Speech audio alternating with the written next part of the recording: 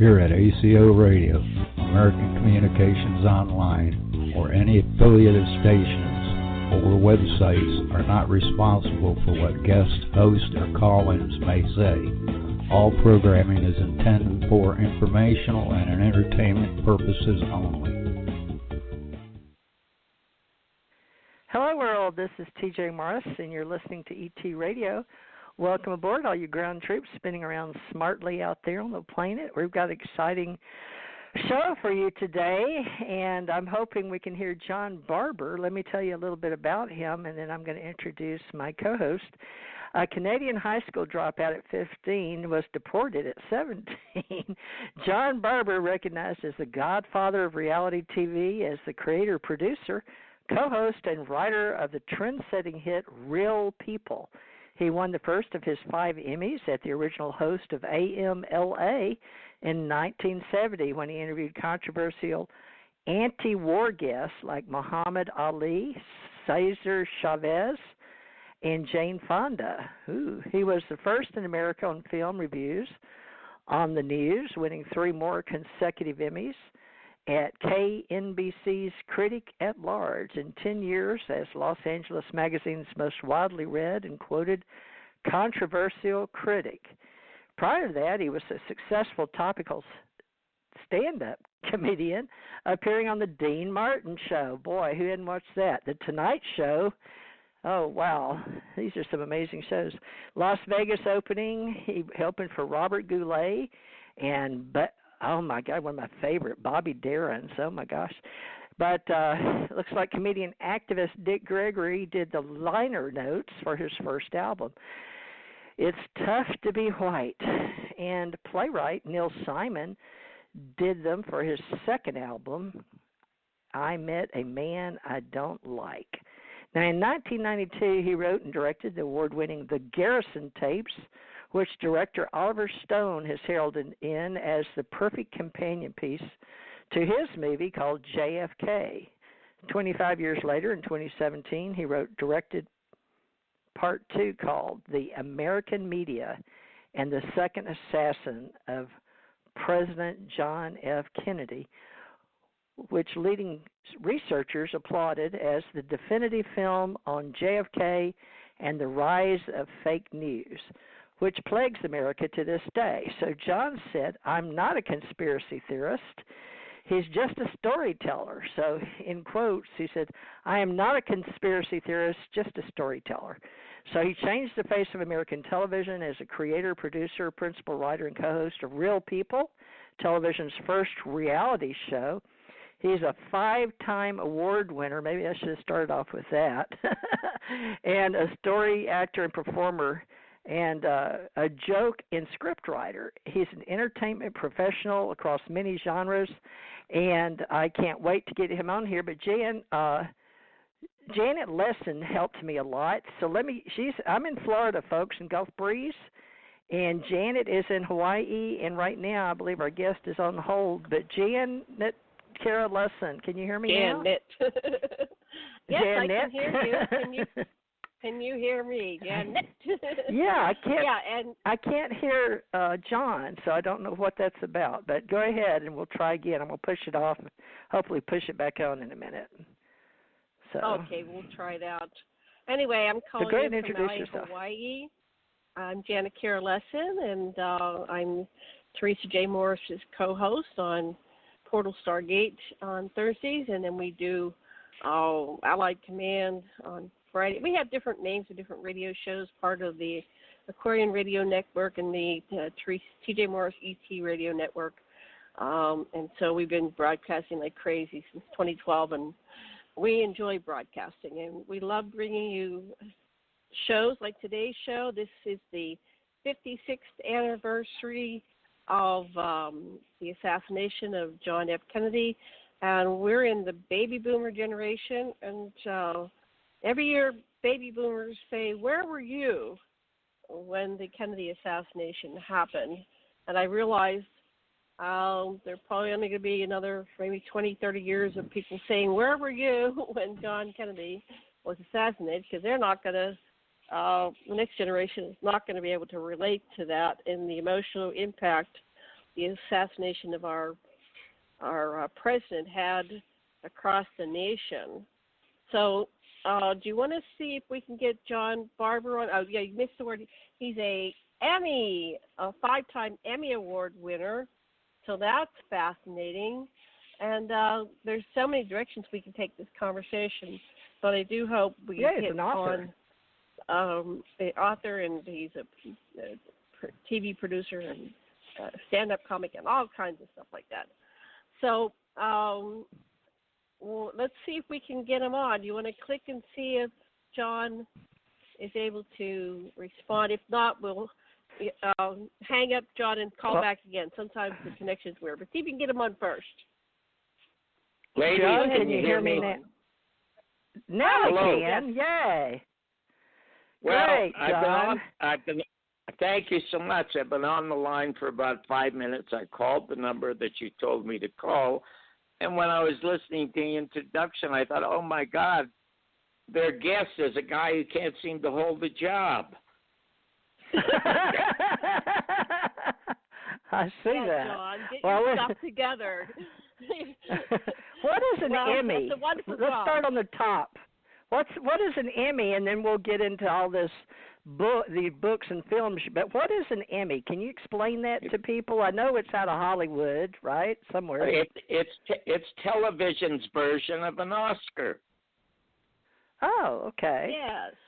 Oh my gosh, that's a pretty one. I see a picture now. And I had 5 of them, and I'm the only one in television who's had 4 for entertainment and 1 for news. Wow. What an honor. Nice to know you and know what you've accomplished in life. It's amazing. Well, it's where nice would to you be like chatting. to start? Well, it's your show. You have to tell me where you'd like to start. I mean, it's for me, it's a really sad day because it is a Friday. And it was a Friday 66 years ago when John Kennedy had his brains blown out in Dealey Plaza, and it ended democracy and it ended peace, not only in America, but in the whole world since that time. And I have a very, very difficult time sometimes because I have a difficult time looking at John Kennedy's face. I have a difficult time looking at Jim Garrison's face. Jim Garrison is the district attorney of New Orleans, who was the only law enforcement officer to investigate the case. And sadly, I also have a difficult time looking at John Lennon's face. But with John Kennedy, what happens is I remember exactly where I was, where a lot of people, I think, over the age of 10. I happened to be 30 at the time. And I was in the apartment of a fellow who was trying to get a date on the phone. And I was about to return to the Hungry Eye in San Francisco, where Barbra Streisand and Bill Cosby and Mort Saul all became famous. That was a place where I had my second professional job as a stand-up comic, and I did that in September of 1963, and I was so successful, they asked me to come back the last week in November of 1963. So I was in my friend's apartment. His name was Bob Klein, and I was writing jokes because I didn't want to repeat my act when I went back. And the news came around at 1 o'clock that he had been shot. And sadly, I had to be booked back into San Francisco, which, you know, is supposedly a very liberal and progressive town. And it was just days after the murder, and the funeral was going on at that time. And so the club was empty and the city was empty. And I was booked to go into Fresno, California, into a club that seated 600 people. Now, the great thing about the Hungry Eye, ladies, it wasn't a nightclub that had tables. It was designed like a miniature theater. You had theater seats that you sat in, and then they had, like in a movie theater now, they had a little cup holder so you could have a drink. So people literally had to pay attention to the acts, and they did. It was by far the best, most progressive nightclub in America. and I was privileged to go there. But then the following week, I was supposed to go into Fresno, into a club that seated 600 people. And I told my agent, I can't go in there. I said, listen, I'm in a club that holds 150, and there are only 25 people here. And, you know, I don't want to go into an arena that's empty, that could hold 600 people. And he said, well, I can't cancel your book. So reluctantly, I went to Fresno, and I was staggered because it was the first time that I realized that half of America hated John Kennedy. Half of them were delighted that he was dead. Now, the reason for that was when John Kennedy was in office, he was by far the most articulate, most charming, most progressive president probably since Teddy Roosevelt. And his family was gorgeous. Jackie was just beautiful, and the kids were delightful. And John Kennedy was, I remember the energy that was in the country.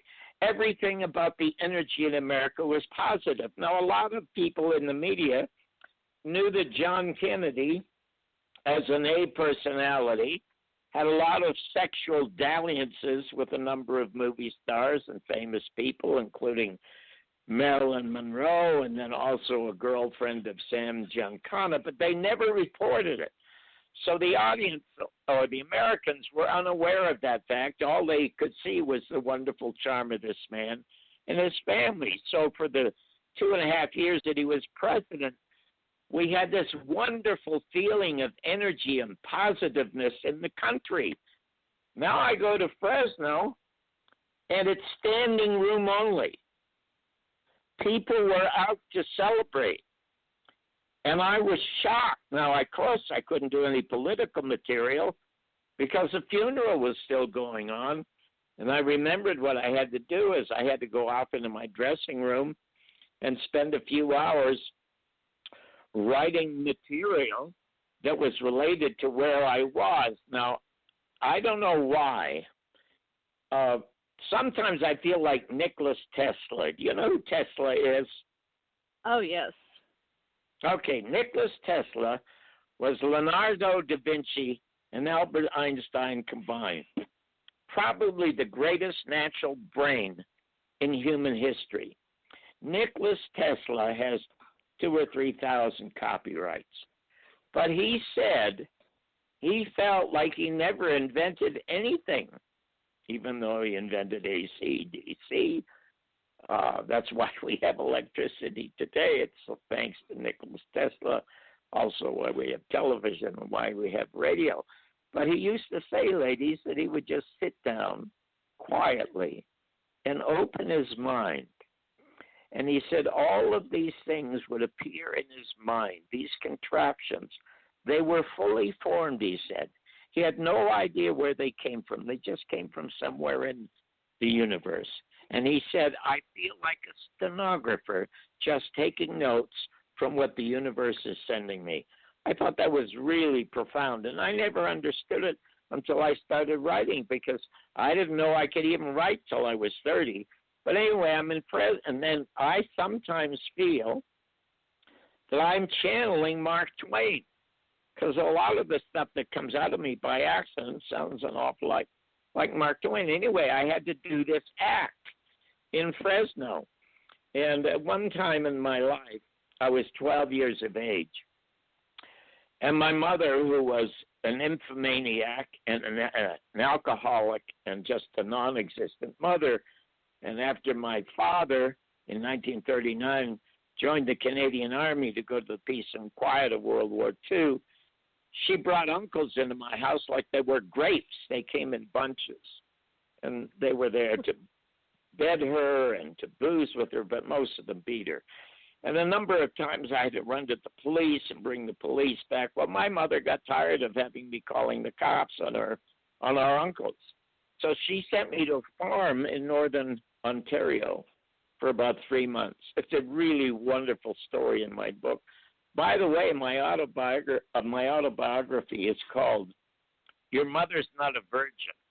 The Bumpy Life and Times of the Canadian Dropout, who changed the face of American television. And the title came about as a result of my trying to book Jim Garrison on my morning show that you mentioned in 1970. But in any event, I'm getting ready to do this act. Now, since I'd spent 3 months on a boarding farm in northern Ontario, I knew a lot about agriculture. And I remember my opening line was talking about the fact that I was really thrilled to be here. I mean, what a terrible thing to say while a funeral of the president's going on, but it was an act. I was really thrilled to be in Fresno because it's the agricultural capital of America, and one of their leading crops is Armenians. Well, it got an ovation because it's the largest Armenian population in the United States. And I said, in Canada, nobody knows the identity of Santa Claus. We just call him St. Nicholas. But since being in Fresno, I know the real name of Santa Claus. It's Garabedian, and another ovation. So in any event, it turned out to be, I was extremely successful at it. But it broke my heart because I really wanted to say things that were in my heart about the dreadful thing that had happened to the United States of America. John? Yes, dear. If you don't mind me interjecting, because I love what you're saying. You're giving us a slice of history that very few people recognize now because of how we're aging and dying off. And I think it's very important that we record like these thoughts that you're expressing to us. It's wonderful. I was 9 when JFK was killed. I was in my 20s when John Lennon died. And both of them were just extraordinarily hurtful to me, and yet the same reaction happened when John Lennon died. It's like some people were glad he was dead. Now, I was over in Pennsylvania, in Pittsburgh, and I did not experience, it's shocking to hear that there were people celebrating JFK's death. My mother was my parents were Republican, but I know that my mother probably defied my father, so to speak, and voted for JFK because she kept a scrapbook. They were celebrities, right? She had all the pictures and Jackie and everything. And I know that my Republican parents, they just were devastated, and my mother definitely was crying, and we were all crying.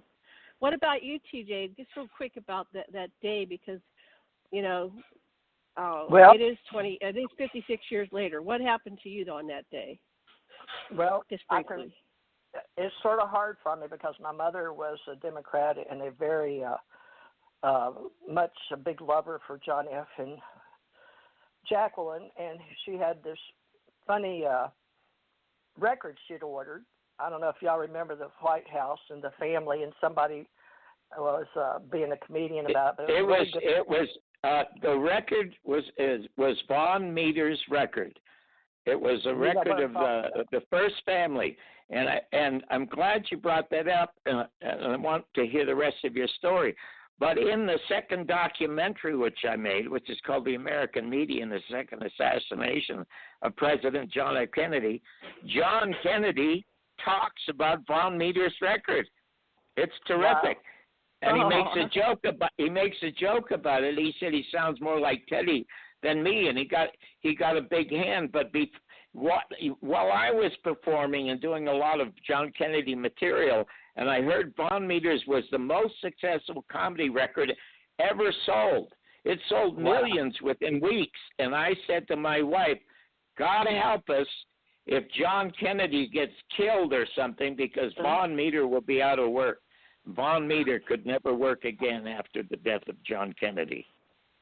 Well, I was living in West Monroe, Louisiana, at 115 Diane Street, and I think my mother was in a record club, like a Reader's Digest club. She was very educated, and she worked key punch over at Ola Matheson, but she worked really hard to keep our court floors clean and a little red brick home. We were very lower middle class, I guess, but we thought we were up and coming because it was 63. But I remember we were supposed to go to Dallas that weekend. I don't know why that weekend, to go to Dallas for the Six Flags. And it was very disappointing that all that week they were talking about maybe not going because the president was going to have this motorcade through Dallas and the traffic. And I was really, really disappointed that we weren't going to Dallas. And so I remember sitting, and something came over the loudspeaker, and I didn't hear it, but everybody started clapping, and I was sitting in my desk in school, and I know it was in the afternoon, but everybody started clapping, so I did, looking around going, what's going on? But I was just a kid. And then Miss Davis gave us the lecture of our life, and then I heard the rest of it about the president being shot. But I didn't know what we were clapping about, but we sat there for the rest of the time and then had to put our heads down because the president had died. And I was in, I guess, the 7th or 8th. I'm thinking it was, Janet, if you remember where you were, but I know I was in a desk in school. The 3rd grade, and my teacher broke out in tears. She came in and announced as a woman, I can't remember her name, and she ran out and she was crying, and we all burst out in tears because our teacher was crying, and they said, class is dismissed, go home. So then I walked ladies, sitting there. Back to you. Go ahead. Let me ask you a question. First of all, very few people remember, since your parents, Janet, were Democrats, they might have remembered that John Kennedy barely squeaked into office. And he wouldn't have gotten into office if it hadn't been for Mayor Daley and Sam Giancana and the mafiosa in Chicago who went to Virginia to convince coal miners to vote for him. So he just, it was a little crooked politics, but thank God it was him and not Richard Nixon. And that's been going on in American politics ever since the founding of the country, from George Washington to Abraham Lincoln. And Lincoln could have been impeached himself for what he did, for crying out loud. But in any event, what was the reaction, your parents' reaction, when they heard that there was a lone assassin named Lee Harvey Oswald, and then he shot while in police custody by this guy, Jack Ruby? What was their reaction to that? Okay, I'm Janet. I'll respond first. So we got dismissed. I came home, and I was glued to the television, and I was actually watching when he got shot. So I ran over. My mother's in the kitchen, and I told everybody, I go, come and watch this. Oswald just got shot. And they were going, what? And so that was, everything was just so shocking. It was like bam, bam, bam, right? We were going through shock. So my parents were Republican, but they were devastated over JFK's death and assassination. And my mother was especially devastated because she was so dedicated. And we had the album. I remember that album that you're talking about. I remember listening to it. So I think she was sneaking. My mother was a Democrat at heart, because she voted for them in her heart. She may have actually voted for them, but I don't think publicly she could ever admit I voted for JFK. She probably told my father, who was a staunch Republican, that yes, I voted for whoever it was. Who was the opposition? I forget. Nixon. It was Nixon. Yeah. Nixon, yeah, because I know they voted for Nixon next time around when Nixon was up again, and they were happy that Nixon was in. So anyway, what did you? So TJ's parents your parents were Democrats, or at least your mother was. How did they respond to Oswald's assassination? Do you remember? I know I was watching TV, which is strange that I don't know where I was when he got shot to be watching television unless it was in my home. But I do remember the shooting, and I remember the stories, and I know that before that I wasn't politically entertained. I don't know. I think I started school when I was 5, so I must have been 10 or 11 in the 7th grade because I know I was in the just going to turn 12 to go to the ninth grade in Houston. But I do remember the boys swinging and elementary school yelling, Khrushchev, Khrushchev, boom, boom, boom, swinging back and forth and jumping out like they were airplane pilots. I thought that was curious. But I was thinking by bringing John on today what I could remember, and I don't remember where my parents were. Maybe they were at work. I don't know. But why was I in front of a TV watching it, Janet? And you were too. So maybe they were with me. But I don't know how. I know it was really sad. Excuse me, love. It's not a question of where they were. What did they think when Lee Harvey Oswald was shot before he could get into a courtroom while he's surrounded by police in the basement of the Dallas police station? What did they say? I don't remember them talking to me about it. And my parents' mother, I remember it was real sad. It was like a funeral atmosphere, but they I don't know if it's because we were Southern or I don't know. I know Dad became a Republican. Dad became a Republican again, and they split up and divorced. So all that happened during that time, but I don't remember. I remember it was really, really sad times, but I know what I thought. I thought when it happened that Johnson had something to do with the whole thing, which I don't know if he did or not, but as a child. This is what I'm saying is this was the first time I became aware of anything political. I don't know how to say it except that it was like something woke me up and I started paying attention. But I wasn't paying attention until all of that happened. Same thing with Ted. It's interesting that you say that you weren't paying attention. I was 30 years of age. I was not yet a citizen. I was just survived my first deportation, and I was deported a second time, so I wasn't thinking about anything else except becoming an American citizen. But I was startled by the fact that there was absolutely no outrage by the American press, by the newspaper, on television. I was shocked that nobody was outraged that here Lee Harvey Oswald was murdered before he could get into a court. Now, the reason he was murdered is because he did not shoot John Kennedy. The paraffin test that he took, a paraffin test is something that you take to see whether you fired a rifle or a pistol. And he failed the paraffin test, but the FBI lied about it. And the one who discovered all this was Jim Garrison. Jim Garrison also discovered the guy who ordered Jack Ruby to shoot Lee Harvey Oswald. Of course, nobody knew this at the time. But to me, I was shocked that nobody in the mainstream media, all of them who loved John Kennedy, said not one word of suspicion about why was this guy killed before he could get into court. Now, I'm a street kid. I was raised in the street, out in the street as an orphan when I was 6 years of age. So I knew there was something fishy, but I had a life to live, and so I sort of forgot all about it. But have you ever heard of a woman named Mae Brussell? Maebrusell. You ever heard the name? No, I haven't. Have you, TJ? No, I guess TJ. not. No. Okay. Have you heard the name Mark Lane? I think I've heard of that name. Mark Lane wrote "Just Rush to Judgment." Does that sound familiar to you? No. Okay, you've heard of the Warren Report? Oh yeah. Yes. Okay. Yes. The Warren Report was conducted in secret for 9 months. In secret.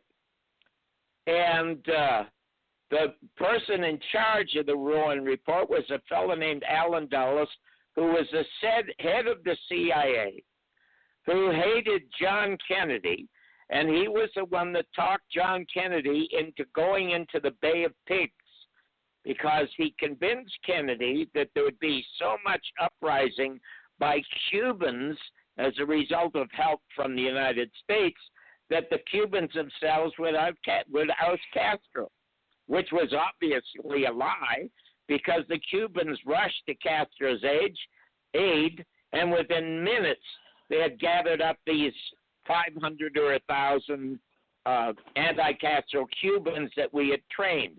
There was supposed to be air support. And Allen Dulles was screaming for air support. And John Kennedy, a month before the Bay of Pigs, said there'll be no military intervention by the United States in Cuba. It's all in the movie. So anyway, when he denied it, John Kennedy fired Allen Dulles and his assistant named Cabell. And Cabell's brother was the mayor of Dallas, who changed the parade route against Secret Service recommendations to slow it down to 11 miles an hour before the book depository.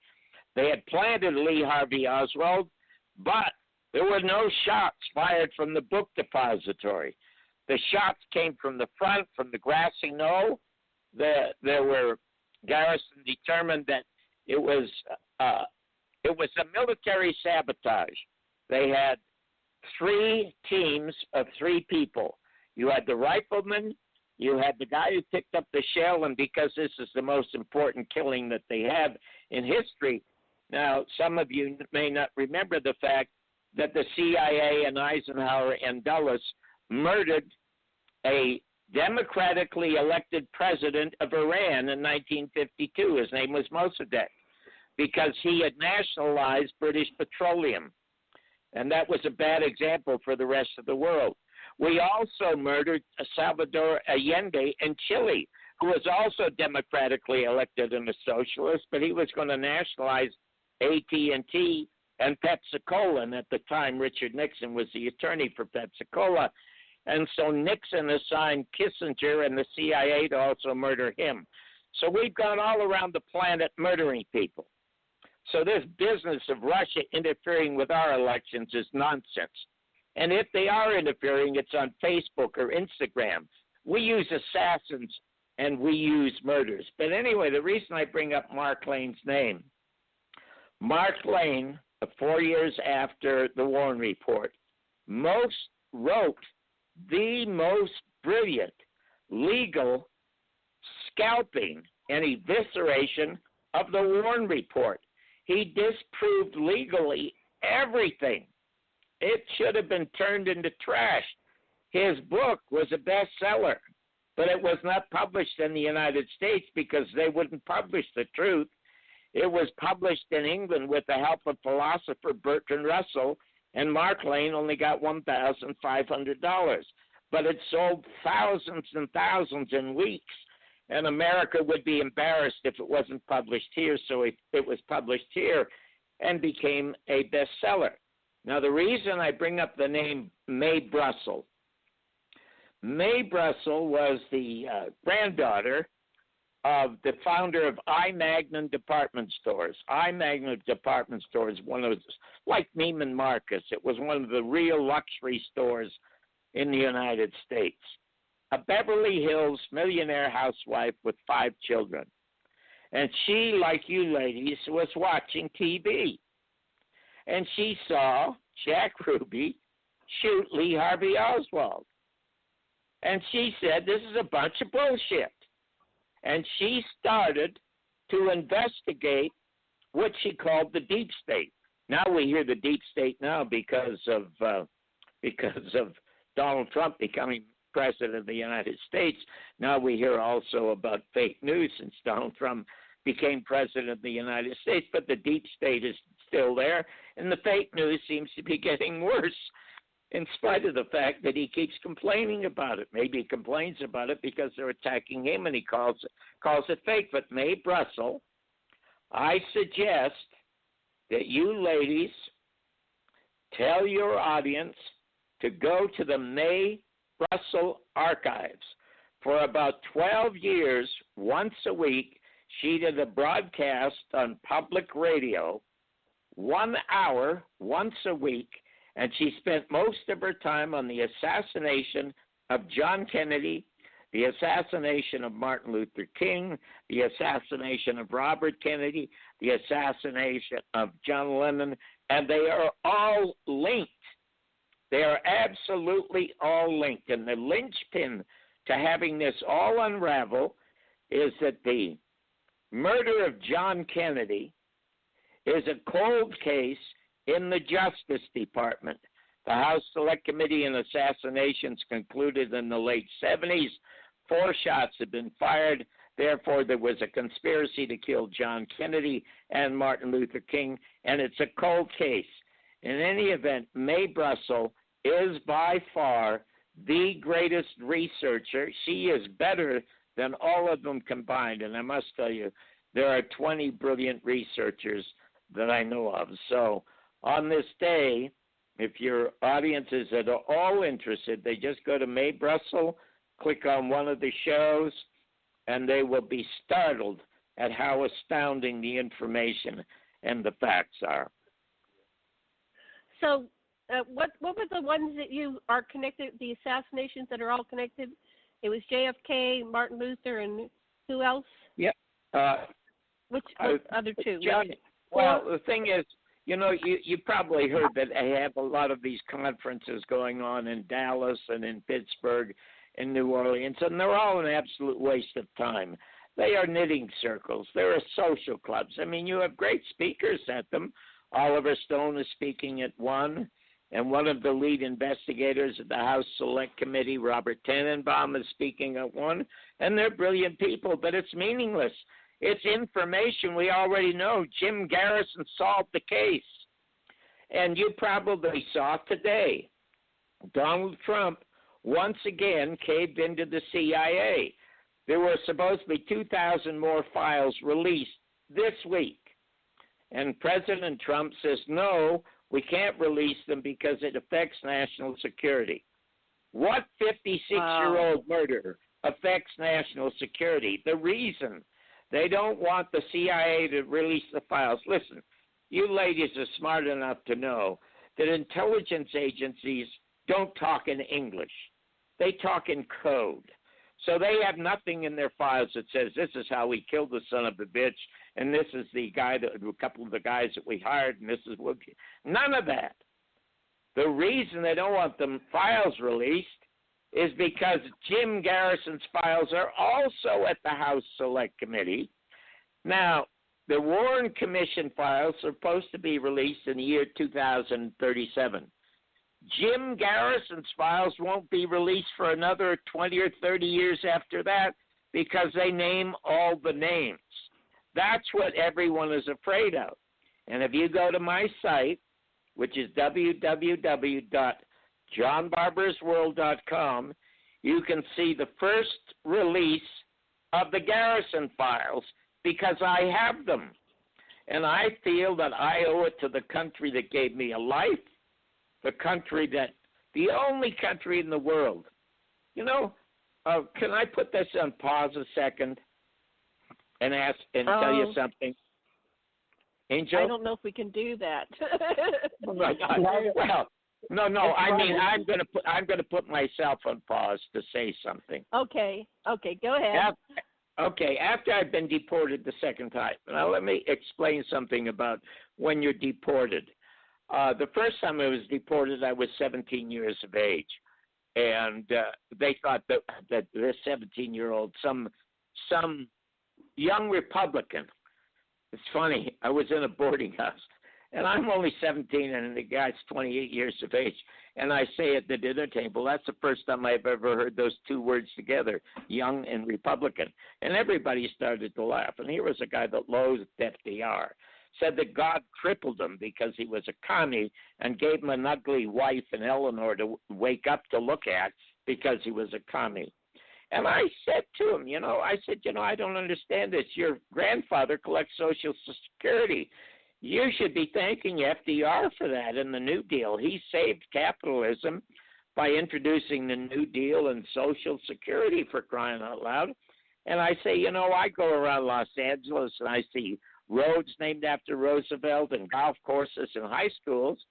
And I say, a friend told me, because I don't know much about America, that the recession was not caused by a Democrat. It was caused by a Republican named Hoover. And I said the only thing they named after Hoover was a vacuum cleaner. Well, everybody applauded and started to laugh, and he ran off and called the FBI. Said, we got a commie in the house.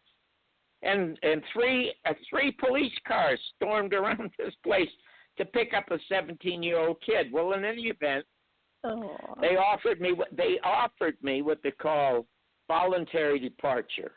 That means if I get $28, I can get on a bus and I can go from Los Angeles to Toronto. But I didn't have it. And I was afraid to call my mother because my mother hated me.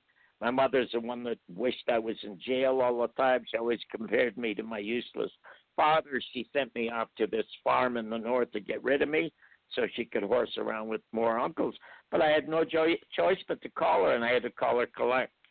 And the only reason she took the call was to tell me what a piece of crap I was and that I hope I stayed in jail the rest of my life. So I tried to escape, and they caught me. In any event, when you're deported, and I was deported, you have to get permission from the Consul General of the United States in Toronto or Vancouver, wherever, for permission to just ask permission of the Immigration Service to come back into the country. So it's a two-stage process. Now, when I was deported, I decided that I'm going to become an expert on America. And I spent 6 months in the law libraries at the University of Toronto, and I knew more about immigration law than anybody in the United States. I just memorized it. And I knew every congressman, every senator. I knew the origin of every war. I knew every capital of – I knew everything about this country. Now I had to go before the Consul General, and it was a lady. She was about 50 years of age, very stern-looking woman, but very attractive, in a blue suit with a skirt and slacks. And I was waiting for her to ask me about the Constitution and the Bill of Rights and the Supreme Court. I was asking everything. Guess what they asked me? And I was totally unprepared for it. She said, Mr. Barbour, why do you want to go to the United States? And I was totally floored. I didn't expect it. And so I started to stammer, and then I found the words. They just flowed right out of me. I said that, that I spent most of my time as a youngster in the theater watching Frank Capra movies. Mr. Smith Goes to Washington, and they're all made in the United States, and Jimmy Stewart, and I fell in love with America, so I learned about America. I learned that America was the intellectual founder of the United States of America was Thomas Paine. He was a poor son of an English bootmaker, and I said that the intellectual founder of the Constitution was the richest man in America, Thomas Jefferson, who wrote laws to protect the rest of us, like Thomas Paine, from people like himself. I said it's the only country in the world made up of every other country in the world. It's the only country that's designed and built on laws, which are the Constitution. And I went on and on. When I was finished, and that speech is in the book. I remember it. It's in the book. And when it was over, she just looked at me and she said, Mr. Barbour, I do not want to be the one to deprive you of your chance at American Dream. I give you permission to ask the Internal Immigration Service to re-enter the country. Well, it was the first time in my life I cried and cried and cried. I couldn't stop. And so I got my green card when I was 29 years of age, and I came to the United States. Now, I said I'm putting this on pause for a minute. Oh, I want to tell you just one little cute story. Go for it, yes. I was at the time 29, and then about 18 years later, I get this letter from a guard. I was at a place in San Diego called Terminal Island, and they found me on a bunch of clothes because I'd jumped into a clothes basket and went down to the basement, and I was going to try to get out through the doors at the bottom, and this security guard found me and asked me what I was trying to do, and I told him escape. So in any event, because I'd cased the place perfectly. And so when and they interrogated me for an hour because they were sure I had help from Mexicans, but I said I don't speak Spanish. I did it myself, but it was a Wednesday, and I said, why is this place closed? Everything's locked up. I knew I could get out, and they laughed. They said it's July 4th. It's an American holiday. So that, ladies, is why I decided to become a scholar. But in any event, 17 years later, I get this letter from a guy in San Diego, and he said, you have got to be the John Barbour. You are the guy that I found in the dirty clothes in the basement at Terminal Island. I'm telling my wife that and my neighbors that and my friends that. You must tell me it's you. I know it's you. So I wrote him back a letter, and I enclosed an 8x10 glossy of me with a co-host, Sarah Purcell, that my 10-year-old son discovered. A 10-year-old boy discovered Sarah Purcell, and I sent him back this lovely note saying, the truth is, I've thought about you often because if you hadn't caught me, I would either be in jail now or I'd be in the Merchant Marine because I would have swum out to some boat and joined up just to get out of that place. But instead, here I am hosting the #1 show in America that I've created wearing a $600 suit. So there you go. Wow.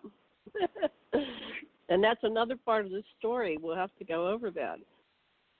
So I forgot to mark down where we were before we went up. I love the story. Thank you for sharing that. What do you think, TJ? Feedback?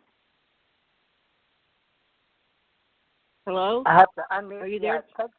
It takes me a minute to unmute myself. I can hear you trying to get to me. No, I'm very impressed with all of this.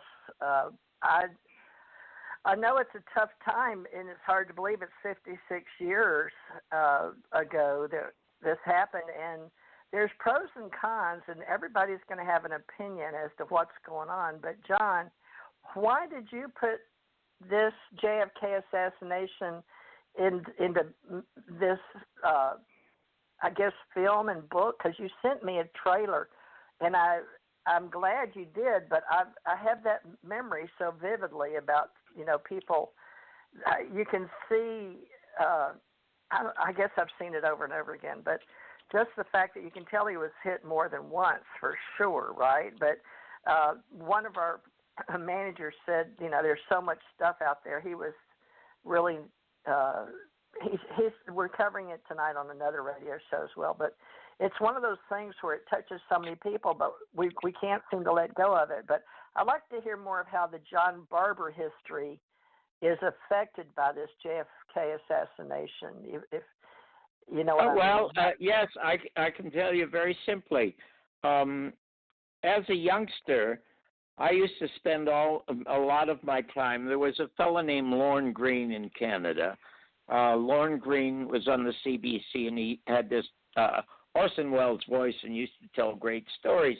And, of course, he became successful, moved to the United States, and became Ben Cartwright on Bonanza. So you probably know who he is. And then there was a fellow named Gordon. There was another fellow named Gordon Sinclair that wrote stories about real people. And as a youngster in the 6th grade, I was assigned by the teacher to be reading these stories. So as a youngster, the thing that kept me alive was listening to and reading stories. And half of them, of course, were... What? I have to tell you something.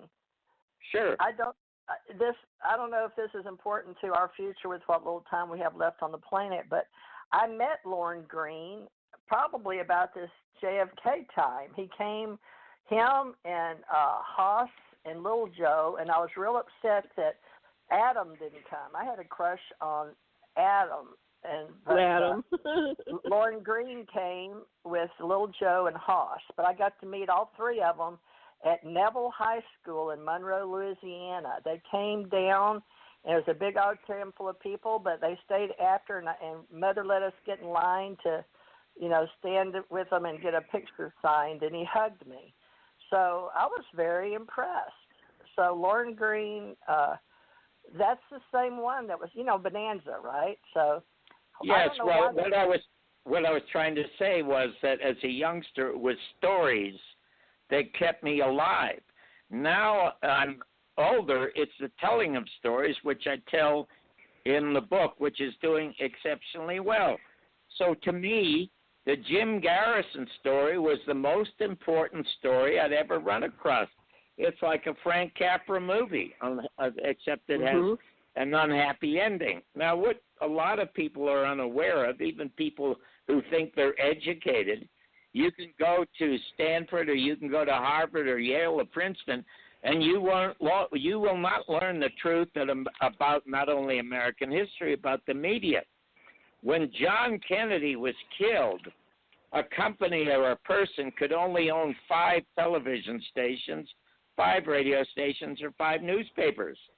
The worst president in American history, Bill Clinton, in the 90s, signed the Communications Act, which turned 95% of our media over to 6 corporations. We do not have free press now in the United States.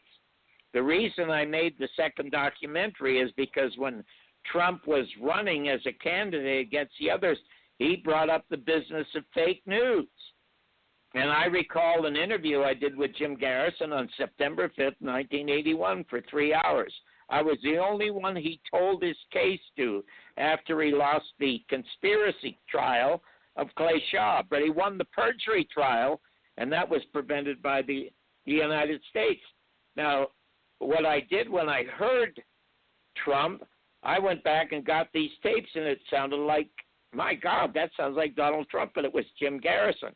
Now, President Trump has been in office now for a couple of years. If he wants to get rid of fake news, all he has to do is sign an executive order reversing the Communications Act. But he has yet to do that. Now, maybe and I think he's almost a slam dunk to be reelected. Maybe he's waiting until 2020, and maybe he'll return to free press to the United States.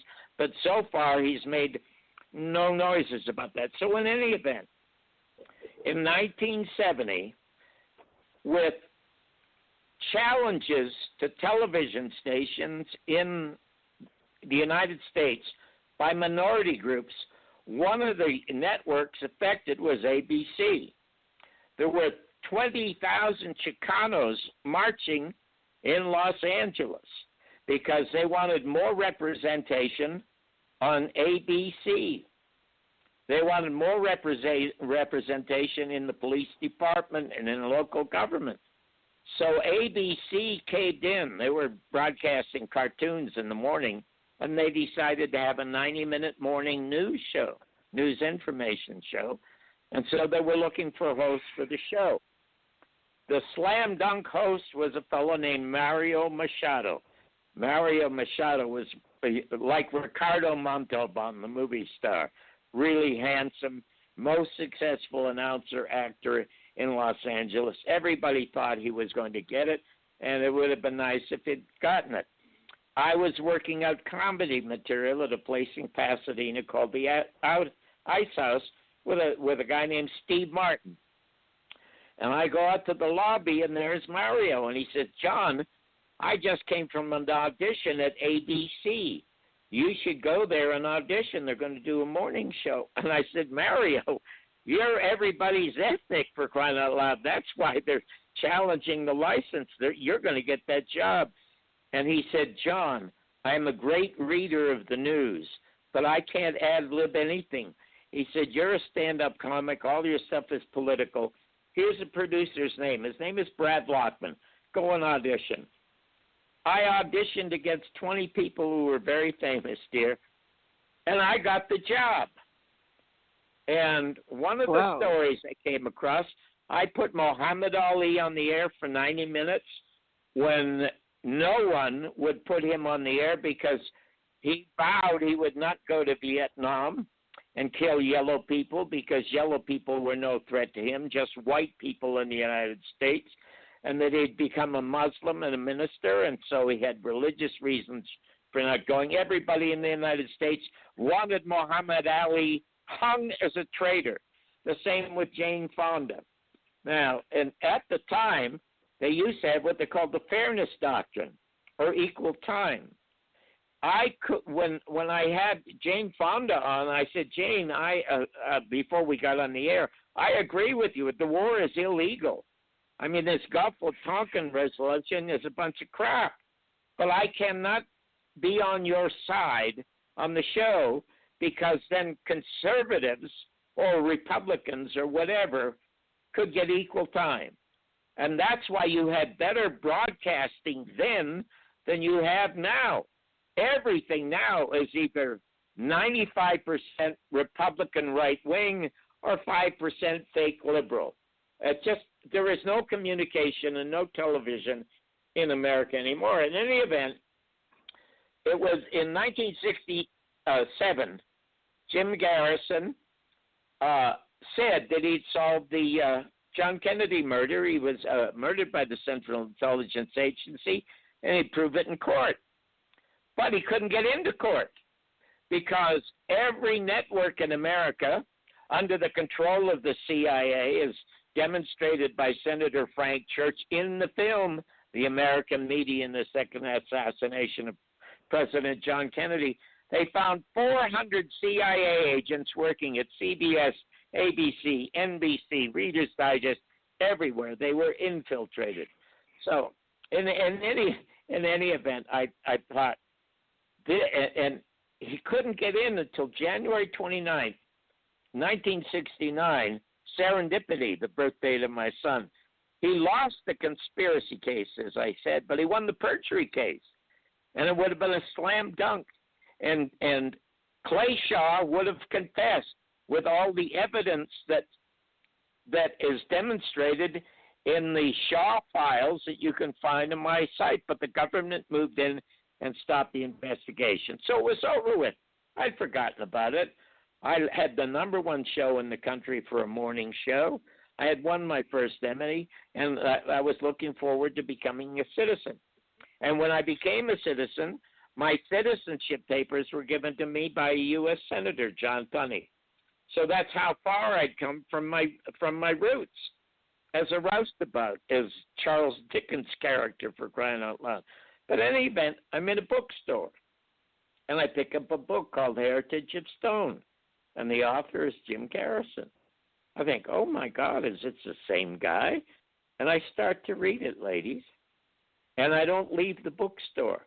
I learn that the Zapruder film is owned by Time Life, and he has to sue them and take them to the Supreme Court so he can show a jury. There is a forensic pathologist named Fink, who's recalled as called as a defense witness by Diamond, who was Shaw's attorney, to say that Kennedy was shot in the back of the head. Under cross-examination, he has to confess under oath there was no autopsy. They were prevented by admirals and generals and FBI agents from either looking at films or x-rays. So if you look in the Warren report, you will not find one picture or one x-ray. They have 2 cartoon drawings of John Kennedy's head with a pencil drawing of a bullet going through his head. And another thing that people do not know, before the trial, Jim Garrison assembled 3 judges, and he wanted to rule on whether or not he had enough material and enough reason to bring Clay Shaw to trial.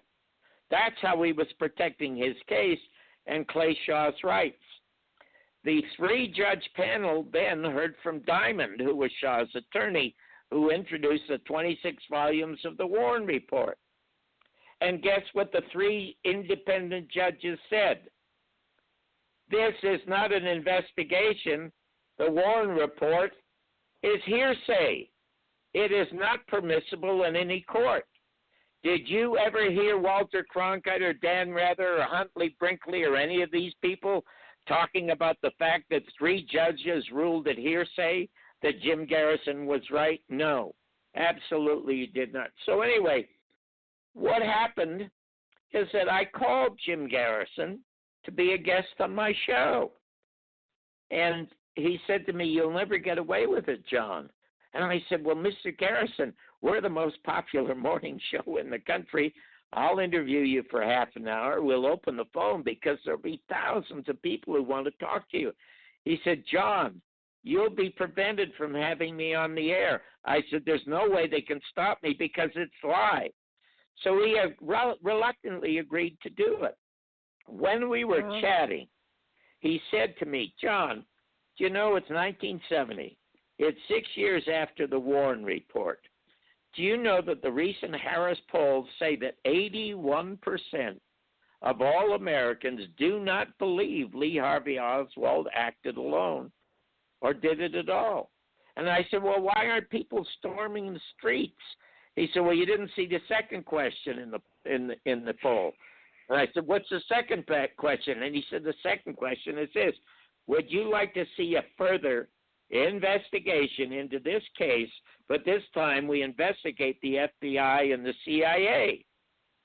And he said only 23% would go that far. What does that say about Americans? And this is where that just blurted out of me. I said, "Mr. Garrison, I know what my mother and father did in the rumble seat of the car or on the pool table in the bedroom to conceive me. But don't ever tell me my mother's not a virgin." Well, he laughed, and he said, it sounds like Mark Twain, my favorite writer, because Mark Twain said it's easier to fool people than to convince them that they have been fooled. And we've been fooled since November 22nd, 1963, and he was right, because the next day I was fired and he was canceled. But I must tell you, I never thought it had anything to do with my trying to tell his story. I'm in show business. Wow. You know, you're a comic. I work with Bobby Darin for 2 weeks, and then I got to work with somebody else. So I never thought of it. But I'm going to tell you something interesting about Garrison. 2 things I will tell you about Mr. Garrison. I asked him why he ever thought he could take on the federal government. First thing he said was, "I guess I saw one too many Frank Capra movies, John, and I was under the mistaken delusion that I was living in the country that I was born in." He said, "I believed the Warren Report. I'm an FBI agent. I was in the military. I was at Dachau at the end of the Second World War when we freed that extermination camp." He said, "I believed my government. I could never imagine that my government would be covering up the murder of John Kennedy, and even worse, to be the ones who committed the murder." And I said, "Well, how did you change your mind?" He said, "The same way you met me, by accident." He met Congressman Hale Boggs, who was the only dissenting member of the Warren Report. And on the plane, Hale Boggs said to him, "You know, that kid could never shoot that rifle and kill anything. I know all about guns. That kid didn't do that." And Garrison said, "You mean?" And Boggs said, "Yes, there's something fishy." Garrison got 3 sets of the 26 volumes of the Warren Report, 1 in his home, 1 in the car, 1 in the office, and he memorized it. And guess what happened to Hale Boggs? Hale Boggs went before Congress, and you can go to the congressional record and look it up. He said, "We have to investigate the FBI because J. Edgar Hoover lied to us about the murder of John Kennedy. We have to investigate the Central Intelligence Agency." It's on the congressional record, but guess what happened to Mr. Boggs? He is driven to the airport to get into a private plane. The plane disappears over Alaska. They never find the plane or his body. That's right. And guess who drove him to the airport? Billy Clinton. Ooh. Bill Clinton and his wife were recruited by the CIA when they were in college, and they were the ones that sent Clinton to the Soviet Union. It's like Obama's mother was in the CIA.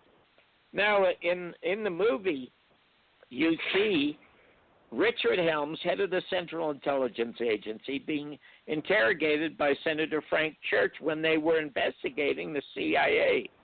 And that's when Helms confesses that there are 400 people working for them writing the news for America to create a foreign policy where there are enemies everywhere. Enemies in Vietnam, commies, they're going to take over Asia.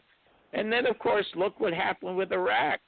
We know Saddam Hussein had absolutely nothing to do with 9/11, and 1.5 million Americans marched to try to stop it. It didn't matter.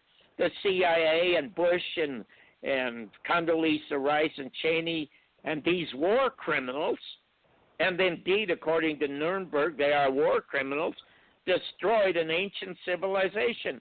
And they're walking free, and Bush still gets $400,000 or $500,000 for a speech. America would have to improve just to be a mess. I have a couple questions. I'm sure TJ does as well. Okay. Wow. And we have a little, we have less than an hour. Okay.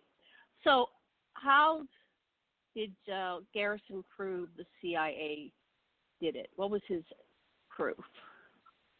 Well, let me, I said earlier, all you have to do, and I just posted it, the 67 files that won't be released by the CIA, I have, and I started releasing some of them about 3 or 4 months ago, and I've released 5. I'm going to give you just a little bit of information from these files that prove that Jim Garrison was absolutely right when he proved that the Central Intelligence Agency murdered the President of the United States. Now, first, at the beginning of the film, there is a document from the Central Intelligence Agency dated 1967, and it's addressed to the legal department.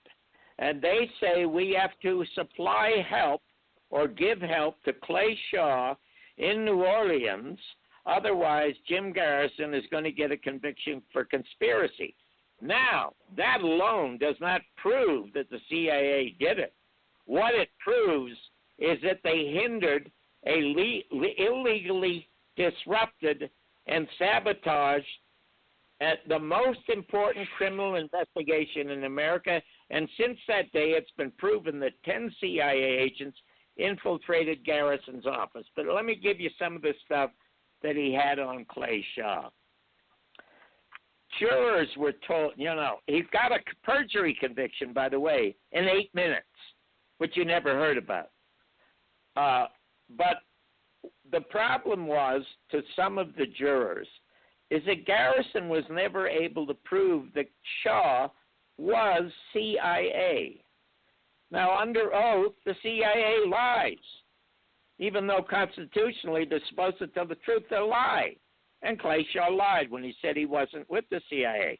This is how good Garrison was. He got 10 years of all of Clay Shaw's employment records and 10 years of all his tax records.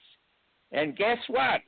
There he was, an important, prominent member of an outfit called Permindex, set up by the Central Intelligence Agency. Now, that was not enough to convince any of the jurors, so Garrison found a non-political reason that maybe Shaw would want to see John Kennedy dead. He and a half a dozen other investors paid $1 million for a nickel mine in Cuba. And when Castro took over from Batista, he confiscated the nickel mine. And when John Kennedy failed to supply air support to Dulles and the CIA, the nickel mine stayed in Castro's hands. And, of course, Clay Shaw lost $1 million. Then you have a lady named Barbara Messina. Affidavits.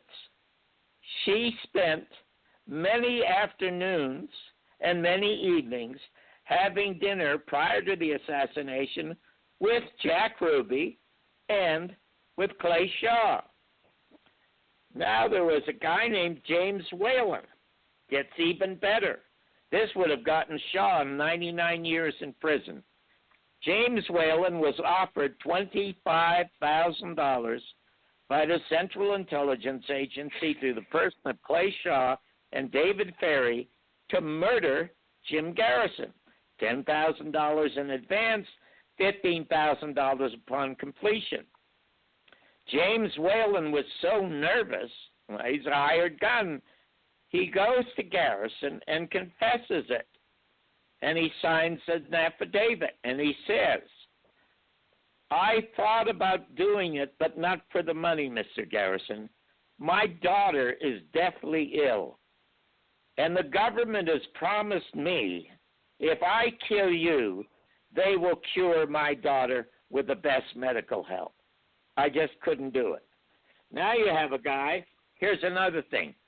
They all talked in code. You know, people in intelligence talk in code. And Jim Garrison broke the code. In other words, Lee Harvey Oswald, David Ferrie, Jack Ruby all talked in code. And in the files, you see how they broke the code. Jim Garrison found out, just as simply as can be, the fellow who gave Jack Ruby the orders to kill Lee Harvey Oswald. You could have done it. I could have done it. The New York Times could have done it. The Warren Report could have done it. It's simple CSI cop work. With all these records, he found that these guys, Shaw and Ferrie, they were all making phone calls to a phone number prior to November 22nd to an apartment in Chicago, Illinois, owned by a lady who was the mistress of a guy named Lawrence B. Myers, a mafiosa and successful businessman. It was Lawrence V. Myers who went to Dallas to order Jack Ruby to murder Lee Harvey Oswald because, by mistake, they left in the Warren Report information that a guy named Lawrence V. Myers, the day before the murder, is at the Campania Hotel talking to his guest, Jack Ruby. Well, it gets even worse, especially for Shaw. There was a fellow named Henry Lesnick, a professor at a university, Northwestern University in Illinois. He sent an affidavit to Jim Garrison. His roommate spent 1 year as Clay Shaw's lover, and he had replaced the previous male lover who, after a year, had a transgender, transsexual sexual operation. And when he became a she, Clay Shaw kicked her out. And then there were 3 20-year-old male hookers, all testifying under oath. They were paid $20 to perform these homosexual acts with Clay Shaw, David Ferrie, and Jack Ruby. Now, the greatness of Jim Garrison's brilliance, first as an attorney and secondly as a human being, he would not allow his staff to leak any of this information to the press because Shaw's devious and deviant homosexual lifestyle had nothing to do with a conspiracy case. So it was never allowed. He saved it for the perjury case because you know, and I know, and the CIA knows, that Clay Shaw, who was portrayed by all the media in New Orleans as this upstanding, successful businessman who's shown a bright light on New Orleans, he would not want these 3 male hookers and Lesnick coming into this courtroom and telling these salacious stories to a jury. He would have caved in immediately. And the CIA knew it and moved in and shut down that case. And every newsman in America knew it. But they were under the control of what they call Project Mockingbird, which is the CIA, and nobody heard about it. And you see all about it. It's all documented in the film. That's how smart Garrison was. Now I'm going to tell you a little bit about the man's character. I asked him in the interview that I did with him for 3 hours if he would do it over again. And there was a long, long pause. He said, you know, John, I'm not sure. I lost a great family. My wife divorced me. And I lost the best district attorney's office in the United States, so I'm not sure. Almost broke my heart to hear him say that because I've had people ask me, would you have told Jim Garrison's story if you knew that you were going to lose your morning show. And Real People was the most successful show in American history by ratings. We got 1/2 of everybody who was watching television from 1979 to 1982 when I was doing the show, and I was making $30,000 an hour. So I've had a lot of people ask me, would you do the same thing over again? Well, I'm not sure about the first time, but the second time I would have, because it's just too great a story to tell. And in any event, his wife, Liz, divorced him, and she got a lot of money. And she was easy prey for the next man who came into her life. She married the next man who came into her life, and he spent all her money. She ended up being broke. When I made the first documentary with Mr. Garrison in 1992, he was on his deathbed, and his go-between between me and him was his daughter, Elizabeth. She was also the go-between between Oliver Stone, because Oliver, when he was making JFK, also wanted to do a documentary, but Elizabeth said, no, my father wants John to make it because John has lost 2 of the greatest shows in television trying to tell my father's story. So I had the unique privilege of being the only one to whom he spoke. But she told me that on the deathbed, he told her, Elizabeth, to get the brothers and sisters, gathered them by the bed, to get his best friend, who happened to be a minister, get a marriage certificate, and find Liz and bring her there. So she did that, and Liz came to the house and wanted to know what was going on. And Mr. Garrison said, Liz, you're going to marry me again. She said it didn't work out the first time. And he said, well, honey, you know, it lasted years. This one may only last hours, but you're going to marry me. And she said, why would I do that? And he said, you know you've had a little tough luck, but as a retired judge, I get a very, very substantial pension. And when I died, that pension is yours. They got married, he died, and she lived on the pension. Aw. Wow, that's cool. That's a great story. Do Your you turn, know anybody? TJ. Yeah. We've got a caller here, I believe, on 619. I don't know. No, let's not take any friend calls. of yours? No. Oh, you know what? No. Love, listen, I was most successful when I did the AM show. It was live. When I did the news, it was live. In the first year of Real People, it was live. So if you have a caller, now the caller may disagree with what I'm saying. And, you know, because there are a lot of people who believe the government when it is so obviously a lie. So I would suggest, if you don't mind, take calls. Well, one okay, person... but don't let the person take over. I mean, they can ask their question, but don't let them take over the rest of the show. So that's all I'm requesting. It's like, if they start getting long-winded, just mute them. Okay, can we have that agreement? Yeah. Okay, hold on. Let me tell you one quick story. I understand. I understand absolutely what it is you're saying.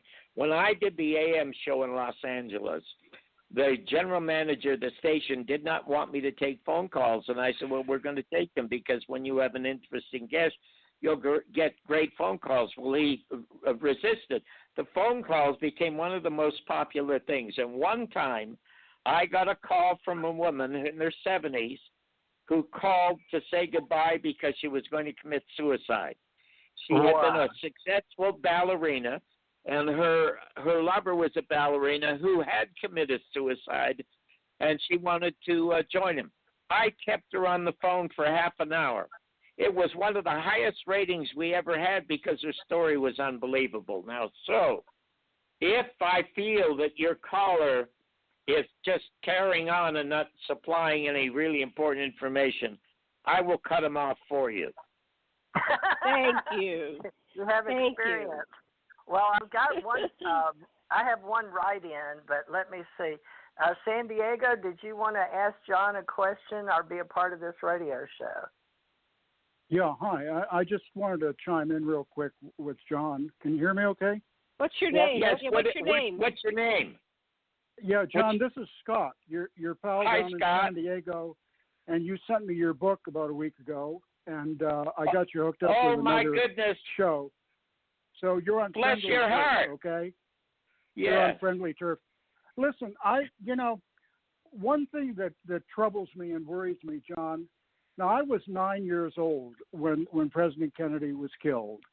And I made it a point after reading the paperback edition of the Warren Report a year later, even at the age of 10 by that time, I could see what a crock that was, even as a kid. And the first book that I read after that was Mark Lane's Rush to Judgment. And I made it a point.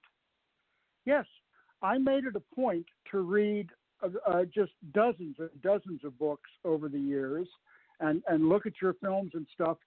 And what troubles me, John, is in today's world, less than half of the people alive today were alive and had conscious memories of the events of 56 years ago. Are the young people taking up the torches and demanding? That's a wonderful question, Scott, and it gets to what the ladies had mentioned about so many people dying. The truth is, when I spoke to Garrison in 1970, 83% of all Americans didn't believe the government.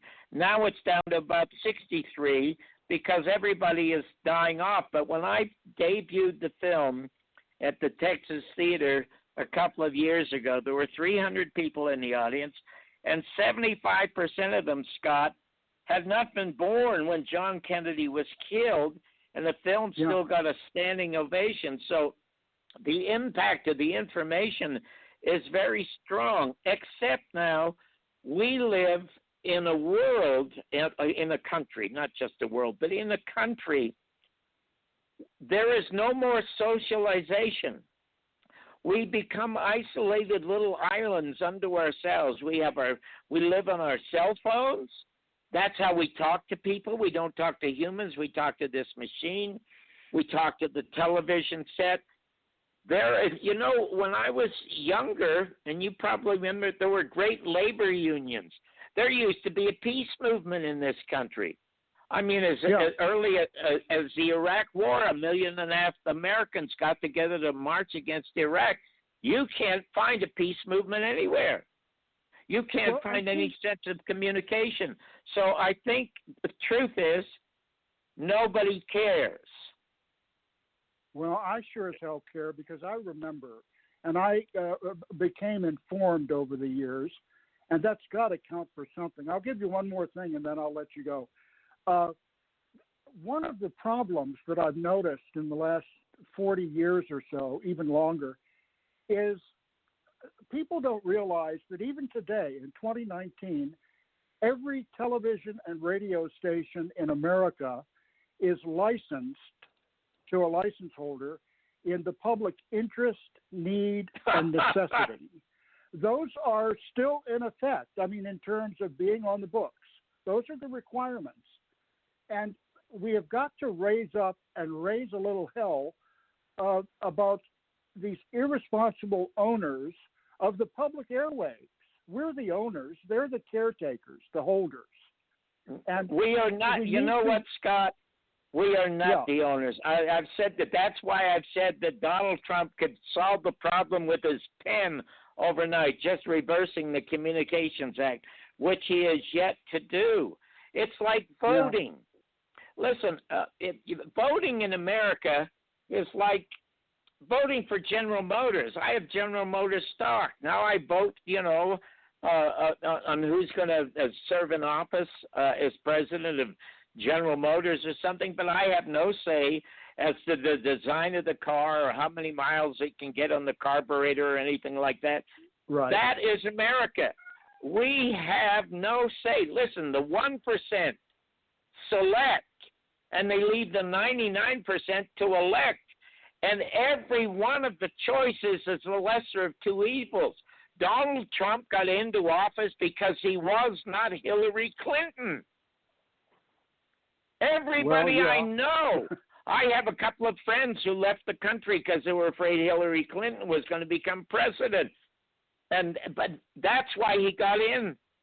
And now look at what is being offered to us in these Democratic debates. I mean, Bernie Sanders has no business being there. He already has proven to us that he is a traitor to the Constitution and his word. You know, I supported Bernie Trump the first time around because he was the only one talking against the imperialistic wars. He was for better health care for this country. He's for reforming the media, as you were talking about, and especially student loans. Student loans next to the military budget is the highest debt in America. And then if he had run as a third-party candidate, we would have been in the House of Representatives, and we could have had great debates about the issues in America. You do not hear issues in America. And, you know, I mentioned, you may remember, when John Kennedy was president, I remember the vitality and the joy that was in the country and in the media. Donald, and the difference between John Kennedy and Donald Trump. Now, there's a lot of energy and support for Donald Trump, but it's an angry energy. When John Kennedy was president, it was like a positive energy. And when John Kennedy spoke about the world. He spoke about peace. He spoke about things that were important. He spoke about health. Donald Trump speaks about Donald Trump. So, you know. It's a great point that you raise. Anyway, Scott, I just want to thank you so much for your interest in the book, and thanks for calling in. Well, all the listeners to this program definitely get John's two films, the Garrison interviews and the media and the second assassination of John F. Kennedy. They're easily and affordably found, and I recommend them. And I haven't started your book, but I'm going to start it the first of the new week. So, thank you so much. Thank you. What's the name of his book? What's the name of his book? I'd like you to say. John? TJ, my site is www.johnbarbersworld.com. The first Garrison film you can see for nothing. The Garrison Files you can see for nothing also. You can find a link to the book to Amazon. And on Amazon, the second film, The American Media and the Second Assassination of President John F. Kennedy, is only $2. So anybody can afford it, and it's a monster runaway hit. Wow, that's awesome. Well, I admire you, John, and you know, you're right about optimism and having a sense of can-do in this country. When John Kennedy's brains were left on the streets of Dallas 56 years ago, something died in this country. It ushered in a Pandora's box of madness all through the 60s and into the 70s and further on.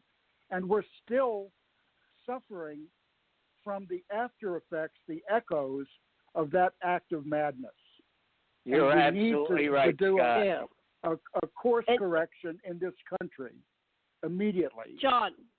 Yes, I dear. want to just ask you, John, I want you to elaborate. You said early on that when JFK died, that was the death of our democracy. And so, you know, I lived through the 60s, and I was raised Republican, but I rebelled, so I was a little hippie chick, right? And I married. Good for you. Good for you. I married my husband, Sasha Alexander Lessin, who was a college professor. He's going to turn 80 on the 6th birthday, and he was helping the kids escape and go to Canada, so they didn't get drafted against their will.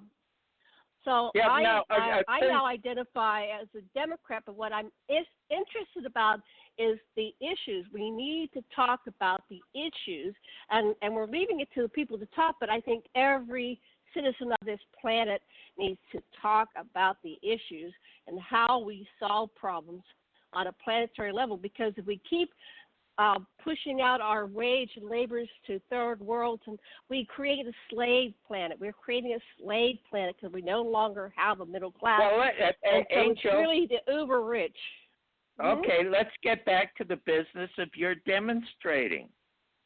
And I'll tell you, it just occurred to me how the best way that Americans could demonstrate right now. I'm so proud of the fact that you were out on the streets. Now, listen, I was never out on the streets, even though I supported all of that, is because, I was an entertainer and I was questionably in the country and I couldn't risk it, but I still did it in my act. But the reason the Vietnam War ended is because people like you voted with your bodies. In 1968, when they had the riots in Chicago and the FBI and the police started bashing people, the riots were started by a CIA agent who pulled down the American flag in Lafayette Park. It's all part of the record. If they create disruption, they can create control. Now, what happened is that Lyndon Johnson and McNamara and whoever, they did not end the Vietnam War. People like you ended it, and the reason people like you were on the street is because there was a draft. And that meant that thousands of middle-class and upper-middle-class white boys were coming home in green plastic body bags. And they didn't know. People got to the stage where I don't want my kid to get killed. I don't want to get killed. I'm going to go to Canada, or I'm going to go and I'm going to demonstrate. So it was people like you voting with your bodies that did that. Now, the owners of the country are smart. They still need to fight these fake wars because they have to steal oil from Syria and from Venezuela and from Iran. They have to plunder the planet. And how do they get soldiers to plunder the planet? Well, if you don't have a draft, what do? First of all, you dumb them down. Then, secondly, you get rid of their job opportunities. Uh-oh, here comes Billy Clinton again of the CIA. I'm going to sign NAFTA. And he sends all these jobs out of the country. I know 3 young men who are honor students at UNLV can't find a job and are going to join the military, and they'll be stunned at how quickly they'll be turned into killers. You saw the last time America demonstrated against a war was Iraq, and it did no good. And I demonstrated in that one, too. Okay, so this is, okay, listen. This is what I suggest. If a lot of people, you see, we have a meaningless impeachment procedure going against Donald Trump. There is no reason to be impeaching Donald Trump over a phone call to the Ukraine. You're missing something. You're wonderful. You're missing. There's a guy, here it is. It's not Republican against Democrat. It's the uber ultra rich against the rest of us. We're all the poor. That's right. But state of war. I just said. Listen to me. I just said it's the 1% who select, and we're left to elect. What I'm saying, we are being distracted now by meaningless impeachment. Clinton should have been impeached over Waco, murdering 87 women and children. Bush should have been impeached over Iraq. Bush Sr. should have been impeached over being a traitor when it came to Iran-Contra. Eisenhower should have been impeached for murdering Mossadegh. A lot of American presidents should have been impeached. There is no impeachable offense that Donald Trump has committed. It's just that people don't like him. Now this is my point. If you don't like Donald Trump and you think that another Democrat is the lesser of two evils, then do not vote. Do not vote for a lesser evil because one of them is a lesser evil. Now look at this. Let's say you have 200 million Americans who can vote. And let's say 100,000 of them are the 1%. The country belongs to the 1%. I mean, there's 6 people in America that own more than 70% of all the wealth in this country. They own more than 100 million people. Stay home. And imagine what it would look like if every voter in America in the 99% refused to go to the polls because they didn't have a real choice. Then what would happen is that you would have a bloodless coup. You would have the 1% all of a sudden saying, oh, my God, this may turn into the French Revolution where they start beheading people, because George Bush Sr. said, and it's in the film, if they knew what we were really up to, they'd chase us down the street and hang us. They would voluntarily change the corrupt system in which we live and begin to drain their own swamp. So the question to America is, do you think Americans have the courage to sit on their ass next November 20th, 2020, and do absolutely nothing? Just fiddle with their phones and with their television sets and see what happens. Do Americans have the strength not to vote? I don't know. But that's what I would do. I'm not going to vote. I'm going to boycott it, because right now I don't see anybody talking about what you said is the issues. Well, we can start. We don't need to have somebody at the top. The whole thing about presidents is they're just a bunch of kings. Everybody that's rich and all the CEOs, they are the new, royal class of the world. And so you're voting for one of the royals. They're all related by blood. They're all related to Charlemagne, and they're all the royals. So voting for anybody, but people are not going to, they're not going to sit at home and do that. That's just not going to happen. So we need to do something else, and we need to be smart enough and come up with something else. And talking about the policies at least begins the discussion, because right now we're in a lose-lose situation about whoever gets voted in, unless it's something to do something beyond money. It's all about money. The war-based economy is perpetual and endless, and it just, they win no matter who buys the arms. They win no matter where the money gets generated, because they earn money regardless of whatever. So we've got to get wise. Oh, I wanted to say that the cycle ends up eventually with heads coming off.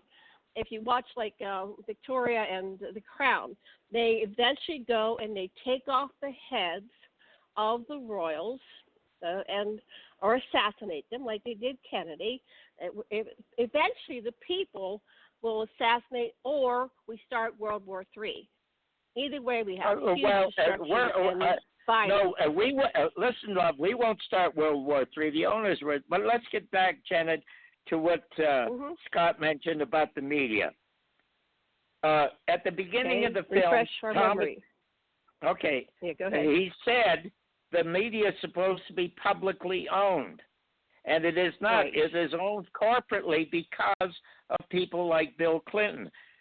The attention should be solely not on the impeachment of Donald Trump, but getting him to reverse the Communications Act and do not allow any corporation to own more than 7 television or radio stations. You know, the Clear Channel owns 1,500 radio stations. And if you have a serious accident in some small town in the middle of America, you can't even get the news on locally to the people who live in that area, because everything's pre-recorded in New York and Los Angeles. Now, at the beginning of the film... How do we do that? How do we do that? You do that by writing Congress, by writing your assembly people, your local. You must somehow demand that the Communications Act be reversed, because Thomas Jefferson said, and it's the beginning of the movie, a democracy cannot function as a democracy unless you have an informed electorate, and you can't have an informed electorate unless you have a free press. And then John Kennedy backs that up by saying any government that is afraid of a free flow of information is a government afraid of its people. He says that at the beginning of the film. It is more important. I mean, shows like yourself are wonderful, but imagine how wonderful it would be if you were on national television doing this. You know, when John Kennedy was killed, listen, when John Kennedy was killed, 1,500 different Americans owned television and radio stations. When I was a kid, I heard the worst racist in the world. His name was Father Coughlin, a Catholic priest who had a national hit radio show. He hated Jews. He hated blacks. He wanted them all eliminated. And people listened, and they realized, well, this guy's a kook. And so he eventually disappeared. Evil will eventually disappear, but it can only disappear if folks are informed, if they have choices. Now, on the Internet, now you guys are on the Internet. I look upon the Internet as a box of Cracker Jack. It is full of nuts. It's full of corn, but once in a while you find a prize at the bottom of the basket, and you guys are a prize, and there are lots of them. But you people should have a national voice and not just an Internet voice. Here's the deal. That's the only thing that will change us. Can I was going to go, but I'll jump in real quick again. Yeah, from 73 until 98. I was in and out of radio in various parts of the country, mostly music, but a little bit of talk over the years. I come from an era that John's talking about. There was a time in this country when one corporate entity could own no more than 7 AMs, 7 FMs, and 7 TVs nationally. That was it. And if you didn't make a crap ton of money owning just those few handful of stations, you were doing it wrong. And the industry thrived. There were plenty of different voices and ideas and news, actual news that related to the viewer. Scott, excuse me. Can I add something to that? I'm going to ask this of the lady, because there was a local anchorwoman here who did not know this. TJ and Janet, have you heard of the fairness doctrine? Or equal time?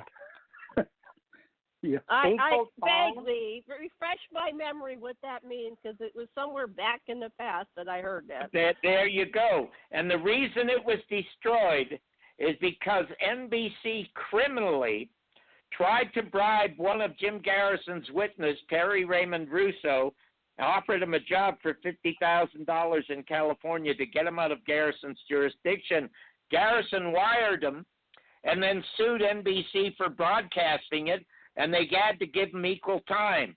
And when Garrison went on the air, and you can see the clips in the film, and he said the Central Intelligence Agency murdered our president, the owners of this country said, we can't have this kind of truth on television, and they got rid of the fairness doctrine. Now, I'm going to tell you what the fairness doctrine was. If you were a movie maker or an author or a singer or a politician, and somebody attacked you viciously and you felt you could get equal time, you could get it. I was the first person in America to review movies on television and in the news. I am the only one who was challenged in the fairness doctrine, and it went all the way to the Supreme Court. Now, that's how powerful it was, and this is the instance that created it. Did you ever see a movie called Soylent Green? Yes, I did. Eat people. Okay. Charlton Heston, where they reduced people down to crackers, so people were eating three squares a day. Okay. It was an absolutely dreadful movie. Well, of course, when you're when you're Charlton Heston, and Charlton came on my show a couple of times, but in any event, when you're hammering something, it's easier to get laughs. And I was decimating the film because it was god awful. And I'm on the air, 6 o'clock news with Tom Snyder. And I begin to feel sorry for the fact that I'm crucifying this film. And I sort of stop myself and I say, folks, people don't really make a bad movie on purpose. There are a lot of talented people involved in the making of any film, good or bad. Sometimes they turn out great, which is seldom, and mostly they turn out bad. But I should say something good about this film. And I paused, and then I said, the sets are beautiful. And then I was ashamed of myself for sort of lying. So then I said, the sets would have been more beautiful if they'd been placed in front of Charlton Heston. Well, everybody applauded in the newsroom. My God! And it was picked up by magazines all around the country. The producer at 20th Century Fox sued. He called Bob Howard, the general manager of the station, and said, either you fire Barbour or no more ads from 20th Century Fox. And Bob Howard let me keep my job, and declined to give him equal time. So he went to the courts in Los Angeles, and they declined to give him equal time. They took it to the Supreme Court in California, and they declined to give him equal time. 5 years later, the Supreme Court ruled on his request for equal time, and they turned him down. And the reason they turned him down was, and it's in the record, John Barbour's reviews are of no public importance. Wow. So there you go. Well, now that was the fairness doctrine at work. Right. One good thing about that movie was Edward G. Robinson's final appearance. So we got to see Edward G. Robinson one last time. That may have killed for Eddie. Anyway, John, you're a joy to listen to, and I'm going to go now for real. But thank you for having John on and for taking my call. I've got to get in touch with you off the air, John. We've got a deal that we've got to do. But anyway, I'll let you go. And thanks again for everything. Thanks for calling, Scott. Okay. Take care. Okay. Bye-bye. I have one more question. Before we get too far, and we got about 15 minutes left. Why did Clinton sign that act? Oh, well, okay. That's let me okay. just Go ahead. Because I'm going to forget. Why did Clinton sign that act? What have you ever investigated? Was there some kind of payoff for him for doing that? Because we know that our presidents are puppets anyway. There's somebody above that calling the shots. All the presidents are puppets. Why did Clinton sign that act? Making it so people could buy and monopolize. We could we could only speculate on that. But look at all of the politicians, local politicians, get into office and they get a modest salary to start with, and they all come out multi-millionaires. And the Clintons are no exception to that. Okay, now, listen, the people that own this country got to own it because they're smart. They are not stupid. And they have hired the greatest psychologists in the world to learn how to control masses of people. And they are the shepherds, and we are the sheep. So I am not interested. I am not interested in who got Bill Clinton to do that, because to me, I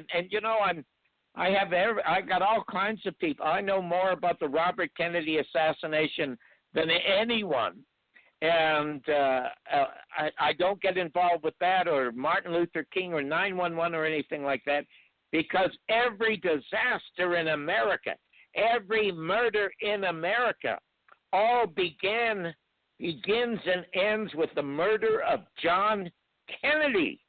And it's a cold case at the Justice Department. And if you open that, as it should be opened, it will unravel all the corruption in this country. But what will happen, it's not just a few dozen people that would be destroyed. It's literally the entire system. It wouldn't be everybody in media that would be out of work and in jail. It would be bankers. It would be congressmen. It would be senators.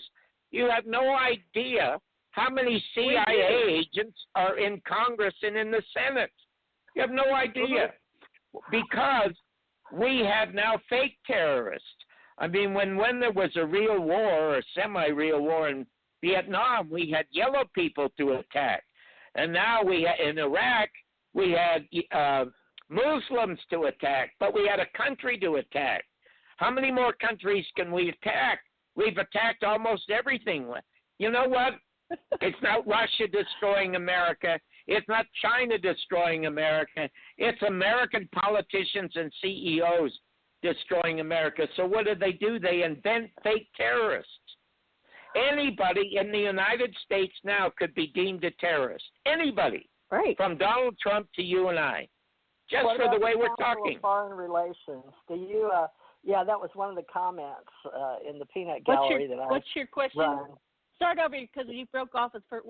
Start from the beginning because I didn't hear your first part. Begin your question again. Go ahead. Can you hear me? Can you hear me, Janet? Now I can. Yeah. Yeah. Go ahead. Say your question because anyway, you broke up. John, have you heard of the Council of Foreign Relations and how they? Yes, certainly. Is that one of the main? Do you think that is one of the main? I thought they had to go before them to even be considered to be a president of the United States. Do you know anything about that? Well, certainly most of them remember the Council of Foreign Relations, and I know that a lot of people are very supportive of Tulsi Gabbard because Tulsi Gabbard is the only one who seems to be opposed to all these fake wars. And Tulsi Gabbard said 3 months ago, the first thing I'm going to do as President of the United States is drop all charges against Julian Assange and let Ed Snowden return to the United States. Otherwise, what good is the First Amendment and free speech? Now, a lot of people applaud that, but then those who don't like her say, well, she belongs to the Council of Foreign Relations. I'll tell you, more people have to go before AIPAC to become president.